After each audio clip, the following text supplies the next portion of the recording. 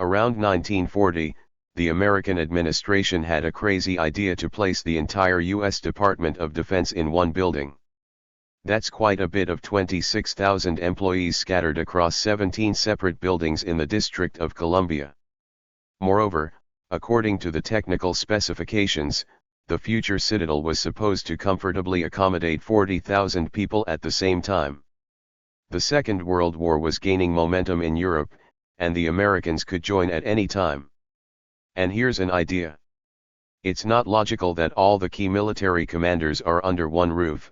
Even the top manager of Coca-Cola, who knows the soda recipe, will not sit on the same plane with so many military commanders. However, the architects, immediately after the president's go-ahead, began to look for territory to build a citadel. In Arlington, a suburb of Washington, they chose a place that had once been expropriated.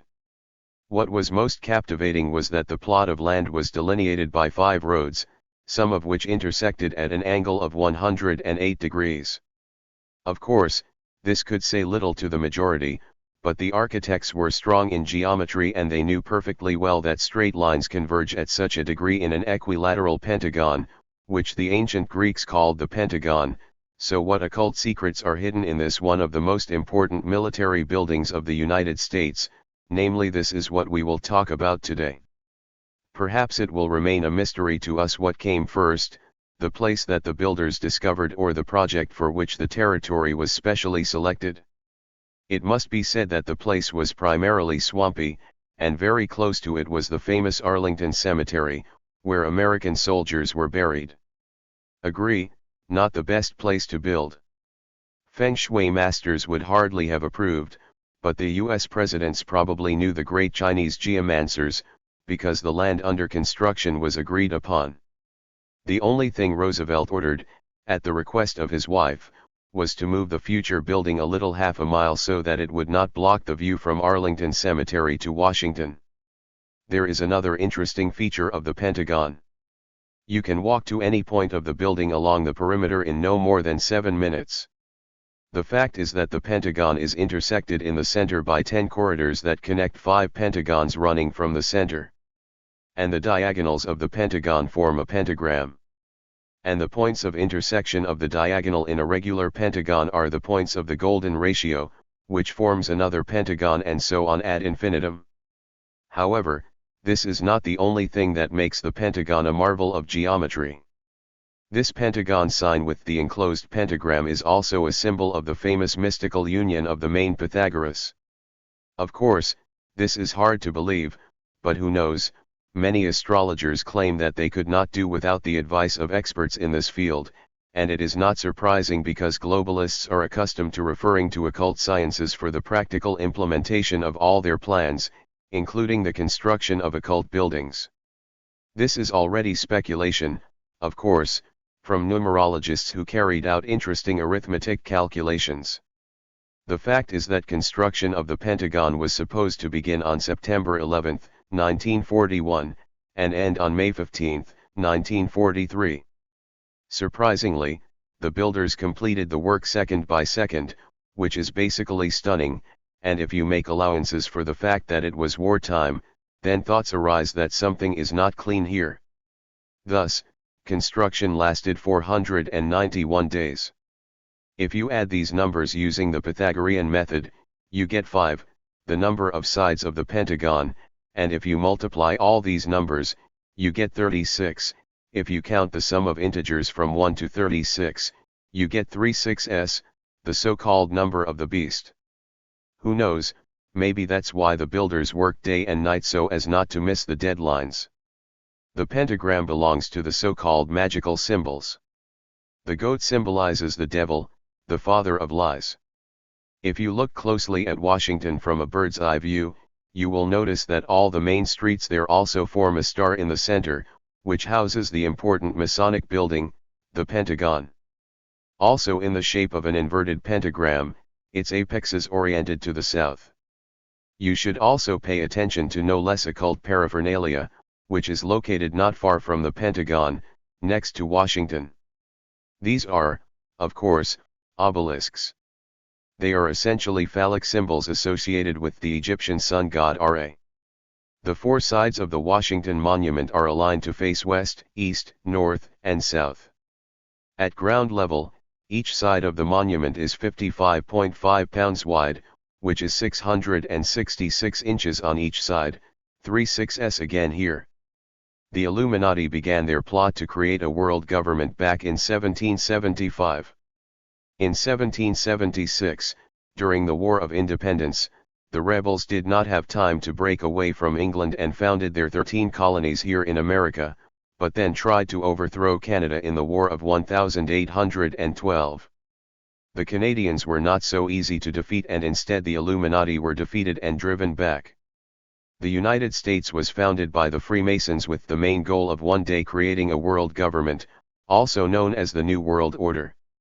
U.S. President George Washington was a high-ranking Freemason, as were 8 of the 56 signers of the Declaration of Independence. Street designs in Washington, D.C. were designed to feature specific luciferic symbols on streets, cul-de-sacs, and corners. This design was created in 1791. A few years after Freemasonry took over the leadership of the New World Order in 1782. In Europe, occult leaders were told by their supposedly familiar spirits back in the 40s of the 18th century that the new American continent should be created as a new Atlantis. His destiny is to take global leadership in the movement towards a new world order.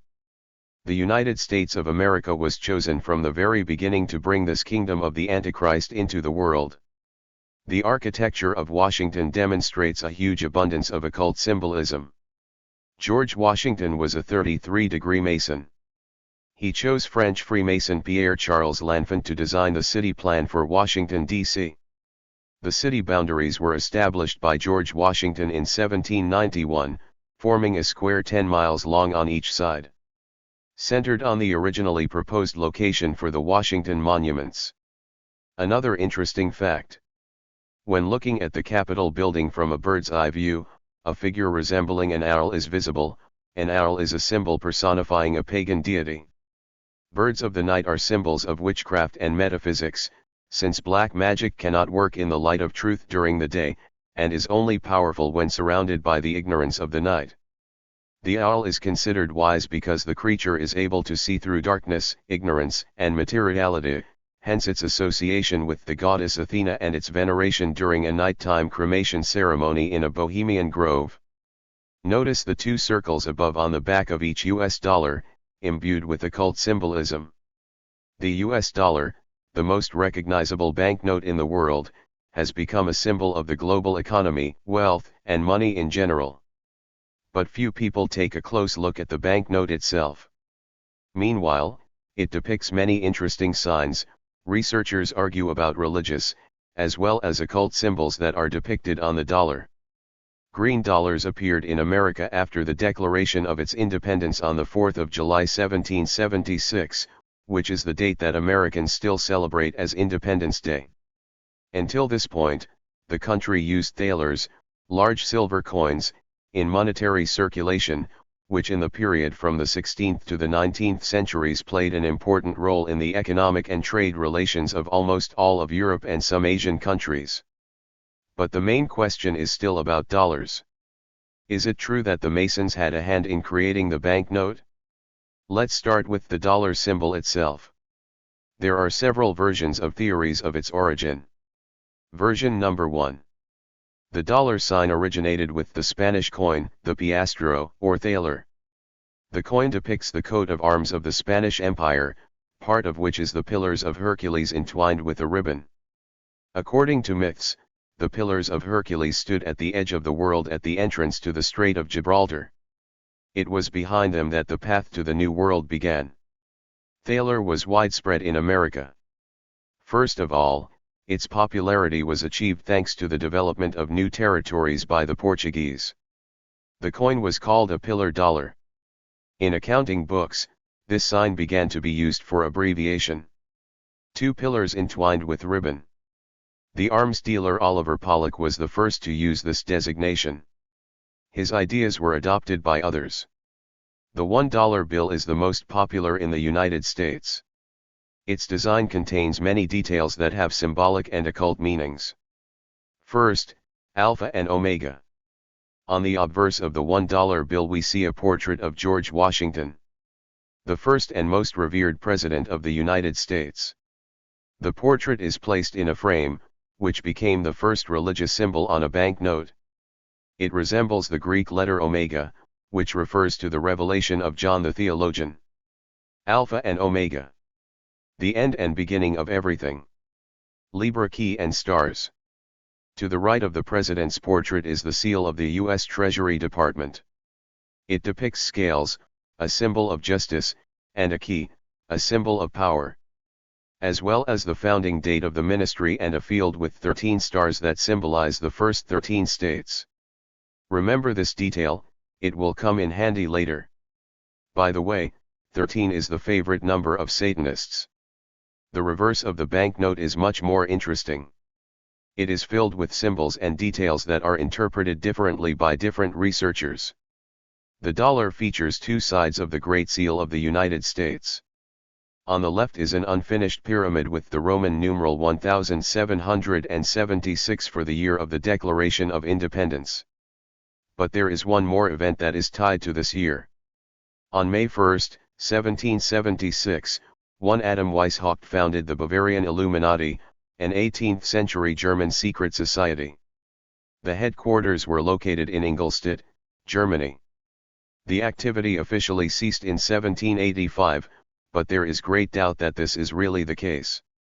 It should also be mentioned that at least 17 U.S. presidents were Freemasons, including George Washington, whose portrait you see on the $1 bill, was initiated into Freemasonry in a lodge in Fredericksburg, Virginia on August 4, 1753. This pyramid is believed to symbolize the future growth of the United States and the pursuit of excellence. The 13 steps are the first 13 states. But let's not forget about the basis of the teachings of the Freemasons and many other secret societies. You know very well that the truncated pyramid with an eye is all symbolism of Luciferism. The same symbol of the all-seeing eye in a triangle, framed by the rays of the sun, raises many questions. In general, the eye is an ancient symbol in many religions. They show a higher power that watches over the world. But as was said earlier, the Freemasons put a deeper occult meaning into this, which leads us to devil worship.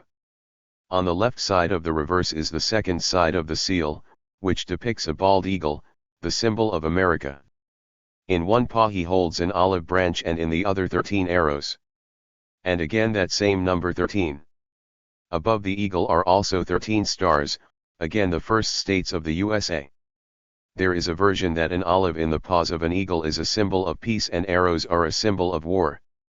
The eagle's head is turned towards the branch. This is interpreted as the country's desire for peace and prosperity in quotation marks. Until 1945, the bird's head on the banknote faced the opposite direction. As you may have already noticed, the number 13 appears very often on the $1 bill. To be more precise, the number 13 appears on the banknote not one or even two times. Occult researchers managed to find it in the following elements. 13 stripes are depicted on the shield on which the eagle sits. 13 letters in the slogan Pluribus Unum. 13 letters in the slogan of Annuit Captus. 13 leaves and berries on an olive branch. An eagle holds 13 arrows. The 13th letter of the Latin alphabet N appears exactly 13 times on the banknote. 13 stars are located on the seal. 13 steps from the base to the top of the pyramid. And in the end, there are 13 characters in the sum of the Roman numeral, which is depicted on the banknote. The word dollar itself comes from Joachim Staller, coins that were minted in the Czech Republic at that time. Later, in some countries, the long and awkward name was shortened to thaler, and when translated into English it began to sound like a dollar. The first American dollars were also not the same as people see them now. In those years, like thalers, they were minted from silver. And paper banknotes appeared only in 1861, the design of the paper dollar was changed and improved several times. However, throughout the history of its existence, the banknotes retained a green tint, which in itself became a certain symbol of the American dollar and made it easily recognizable throughout the world. Yes, there is another occult component. Directly below the pyramid we see the inscription Novus Ordo Seclorum, which means New World Order. As you understand, this is exactly the world order that the Freemasons and other secret societies have been trying to establish for more than 100 years.